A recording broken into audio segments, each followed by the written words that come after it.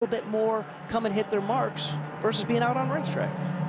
You can see how many cars are between the leader and Will Power. Will is back in the 9th position here as again, the pits are not open, Robbie. No, they're not, but I just heard Will Power come across and said, hey, bud, what do you need? He said, I've got push in 3 and 4. I'm loose in 1 and 2. I don't know what to do. You can hear it in his voice. He is definitely concerned. Clive comes back over and says, all right, bud, come on in. We're going to do a front tire pressure adjustment. So he's trying to calm him down, maybe give him a positive thing to look for. But again, push in 3 and 4, loose in 1 and 2, guys. Well, and that's what I said. We saw that push there. And this is the type of racetrack to have the car you want in 1 and 2, to have that perfect balance through there. Sometimes it gets a little too neutral and gets free to not have push down in 3 and 4. But him having opposite ends of the spectrum, that is a tough thing to fix on that race car. Because the reason he says, I don't know what to do, if they take the push out of 3 and 4, it might get away from him being loose in 1 and 2, and that's not what you want. Cars enter the pit lane off of turn number 3, and you can see that the Homoltro safety vehicle has Mario Marias in tow, also coming into the pit area as here they come. Very important first round of pit stops. Sarah Fisher stays out, so she'll get to lead a lap. 60 miles an hour on pit road. Franchitti on the top, Kanaan sandwiched in the bottom, and you can see Will Power trying to close up right there. 3, 2, 1. And they're called into their marks. Kanaan will go to work. They'll change the Firestone Firehawks. Likewise for Franchitti as the clock begins to tick. Will Power is the last to get to his pit stall, and he'll be the first out. A 7.3 stop for Tony Kanaan. But look, it's a gaggle of cars coming in line. Franchitti gets out 6.8. We're going to have to shuffle it up. Franchitti is off pit road ahead of Ryan Briscoe and Scott Dixon. And you saw Kanaan, he had a good stop. He was pulling out, and it's like the car stalled and paused for a little bit, and then it refired and got under his way. He lost 3 positions. Ryan Briscoe picks up 2. We're in our first caution period here at Homestead-Miami.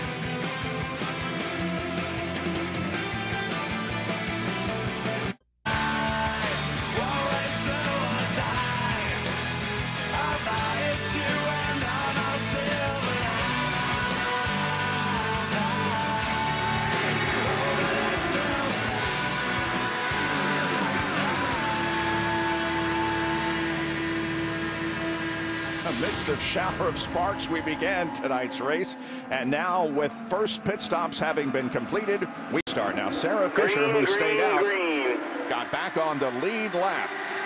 And let's see, they're racing once again as here comes Franchitti to the line.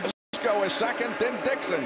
And we sure know what Briscoe's, what he's been told by Roger Penske is get to the front and lead, and that's what he's doing now, standing on the gas, taking it out. Oh! Wow, a car. Anna Beatrice. Yeah, on the inside of the racetrack, and some of the drivers had to take evasive action to They're keep still from green. running in. Now look at Briscoe here on the outside. Is he going to be able to get the lead from Franchitti?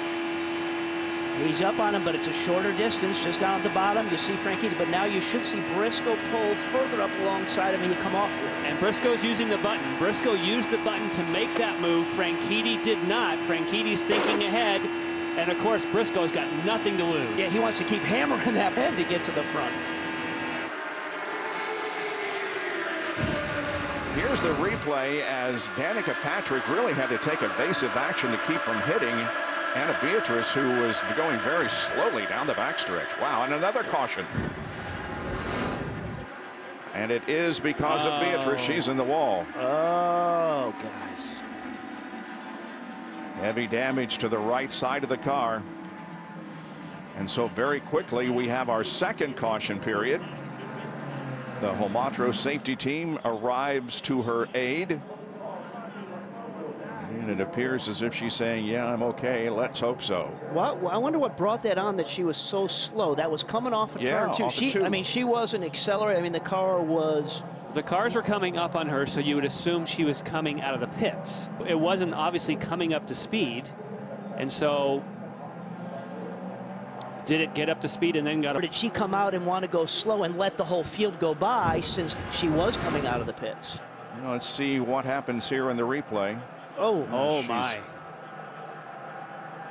Trying on the high side there, Sarah, you know, just got in the bumps. We saw those sparks, and up you go. Robbie.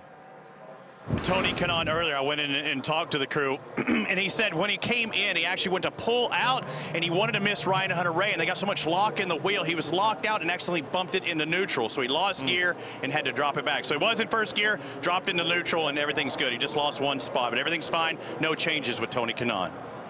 Jack? We got the opportunity. We talk all year long, and we give you the reports about the Road to Indy program. And we have two of the champions joining us for the finale here in the IZOD IndyCar Series. 15-year-old Sage Karam and also Connor Daly. Sage, you are the USF Formula 2000 champion at age 15, driving for Andretti Motorsports. What's that been like? Oh, it's just been an awesome year, and it's just a great opportunity to be a part of a professional team like that and have all those great resources around you. And to get their Andretti Autosport's first national championship means a lot, and having that banner up in the shop just representing for them is just an awesome feeling. Now, Connor, you're a second-generation driver. Your dad drove in the IZOD IndyCar Series. What's the best advice Pops gave you about your career? Well, he told me not to talk to you first. I mean, but I do feel like I've made it somewhere now that I'm actually talking to you. So this is pretty cool. He's got a lot of good advice. He plays more of a manager's role now. No, he's not. Well, not quite, but I mean, it's good to have him. I mean, he's obviously knows a lot, and he's been through the sport, and he's a great asset. Got to tell you, it's good to have young, up-and-coming stars like you guys, and we wish you the very best. Thanks. All right, Bob? Yeah, an 18-year-old and a 15-year-old winning championships already. The cleanup at the site of the Ana Beatriz crash continues as we remain under caution. We're almost a fourth of the way through this event already, and there's Papa Derek Daly, who for many years was a Formula One and then a IndyCar driver.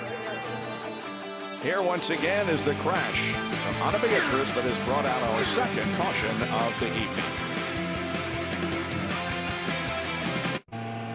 It's the NHL Face-Off 2010 as the puck drops on a new season. Eastern, the Keystone State rivalry is renewed as the Flyers clash with the Penguins. Then at 10 Eastern, the defending Stanley Cup champion Chicago Blackhawks face off against the Avalanche. Hockey lives on Versus.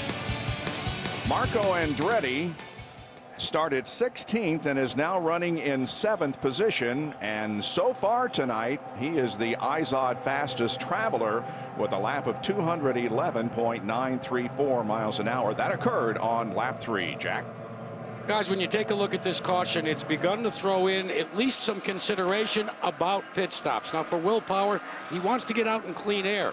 So maybe Clive Howell could sit there and say to himself, let me go in, let me top off, let me go off strategy just a little bit. That will change his fuel window, and it will also maybe get him eventually up to the front. Right now, we'll have to wait and see. I've seen him have the hose out back and forth, but he has gone past, and I think we're getting right back to go back to green. So maybe they've elected not to do it right now. But before the end of the next window, it wouldn't surprise me, fellas. And Jack, the reason they considered that is because the window had just opened for 3 more stops if you wanted to do that. And you know how Dario Franchitti won the championship last year, doing exactly that, pitting on lap 50, and we're at lap 50. But I don't think you pull somebody out of 6th place, and that's too risky. I wouldn't do it. You're P6 right now, still early in the race. Keep tuning that car. They just had a pit stop. Don't panic. Don't give up that track position. Green, green, green.